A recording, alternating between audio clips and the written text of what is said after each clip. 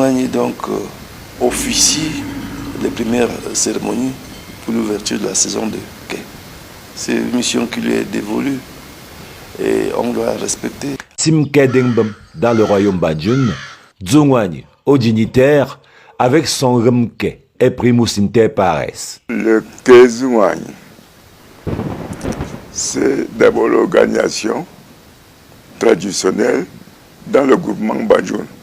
Et l'honneur est à Zongani d'ouvrir le quai dans le groupement.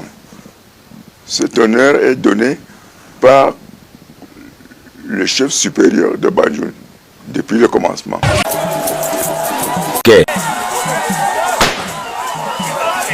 Dans la seule évocation du mot magique réside le construit qui, dans la socialisation du Banjun, initie enfin un homme. Sans le quai, Banjun ne serait pas. Mais qu'est-il au juste? En principe, tout jeune garçon, avant l'âge de 10 ans, devait être déjà initié à ce rituel. C'est-à-dire devait avoir déjà reçu cette tension, cette purification. C'est ainsi qu'on dit que l'enfant aussi a franchi le cap. C'est-à-dire que ça se traduit difficilement pour un gars équintake. Qu'elle ne se résumerait jamais à une seule danse, non. C'est rituel, reconnaissance, la joie, implorer Dieu des Banjun, Siadjo, pour qu'il veille, qu'il protège le royaume. Donc, il faut que tous nos enfants qui n'ont pas fait, qui n'ont pas pris l'intérêt, qu'ils viennent le faire dans leur village respectif. Quelle que soit sa grandeur, s'il n'a pas fait ce rite, il ne peut pas se mettre avec les autres garçons, ou bien avec les autres hommes.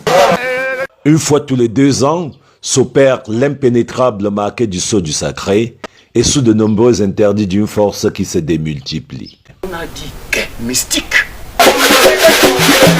Quai. Tout enfant qui entend quai, même sa mère dit que aujourd'hui là tu vas entrer là-bas, donc il faut être correct, il faut bien écouter tes parents. Ça veut dire qu'on va l'initier pour les choses qui vont lui permettre de vivre après nous, en suivant, en respectant l'homme, en respectant la nature, en respectant la tradition. Après Djoudiouagne, des engences telles celles de Moukamouagne, Fouadjoubou, Djoudioukamvoum et plusieurs autres Wabo sont connus pour l'exécution de ce rituel qui exprime la finesse du Bamileke dans l'art de la communication.